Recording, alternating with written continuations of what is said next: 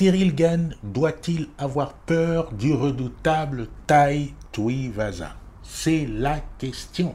Bonjour, je suis Jean-Serge Moulumba, le spécialiste de tes relations plus épanouies au quotidien. Aujourd'hui, on aborde Ciryl Gane et son adversaire pour cet événement monumental que représente l'UFC à Paris le 3 septembre prochain. C'est un moment événementiel pour toute la France qui là pour le coup va voir une exposition du MMA de façon extraordinaire. Du coup, la question est, est-ce que Ciryl Gane doit avoir peur de Tai Tuivasa?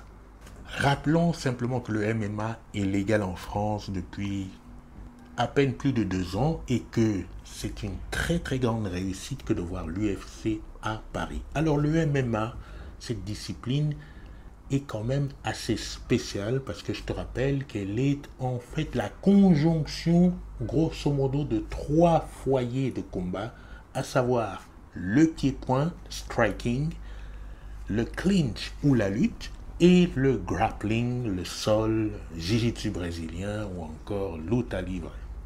Alors on peut déplorer pour l'occasion l'absence de Manon Fiorot qui est aussi l'égérie du côté féminin du MMA français mais qui ne sera pas là pour cet événement à cause d'un forfait de son adversaire.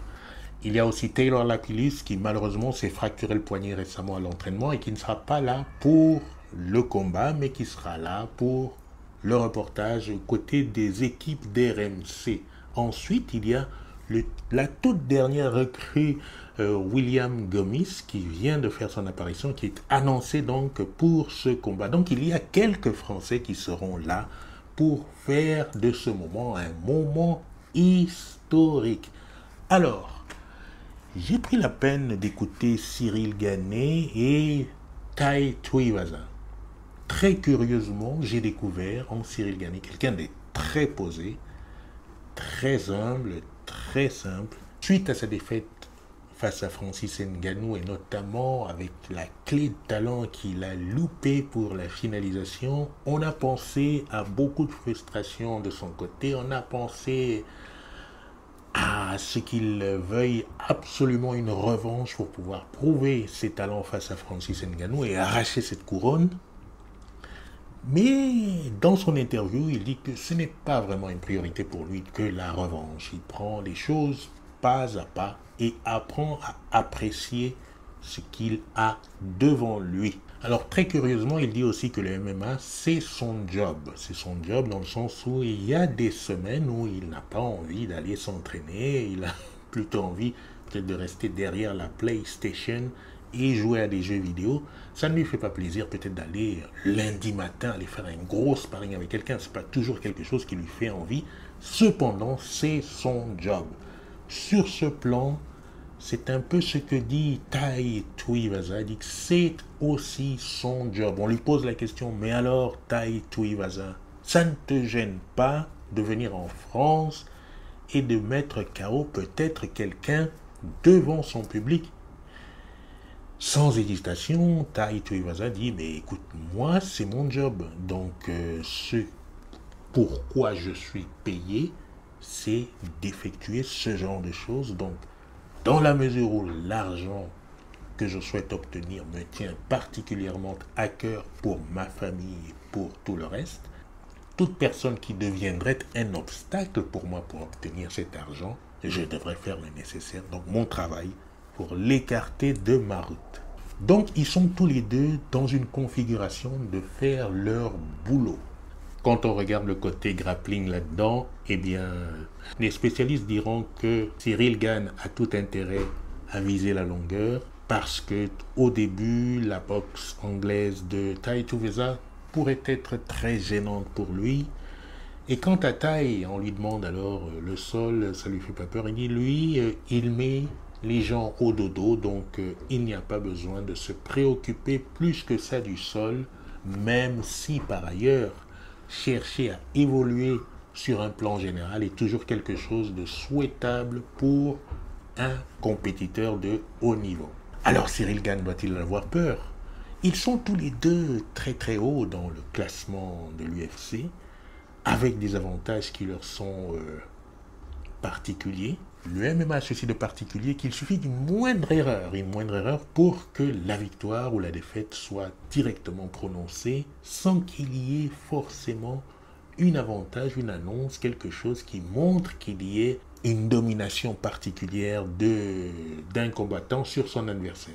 Au moins, ce que l'on peut voir, c'est que les deux protagonistes, Ciryl Gane et Tai Tuivasa, ont du respect l'un pour l'autre, ont quelque part la même mentalité, quelque chose qui me rappelle le fair play et l'élégance que j'aime bien moi voir dans le sport, c'est-à-dire que les choses se passent dans la cage, au niveau du combat, du travail, mais qu'en dehors de ça, les personnalités que sont Tai Tuivasa et Ciryl Gane affirment beaucoup de respect l'un pour l'autre, et cela c'est toujours quelque chose, un modèle inspirant pour tous les fans, pour toutes les personnes qui ont beaucoup d'affect pour ce sport. Tai Tuivasa a un passif de bagarreur, d'addiction, de choses pas terribles. L'ancien rugbyman est quelqu'un qui aborde, qui déteste les ordres, qui déteste obéir à qui que ce soit, qui déteste qu'on lui dise ce qu'il doit faire et qui a trouvé sa voie dans le MMA parce que là au moins il pouvait se battre comme il voulait.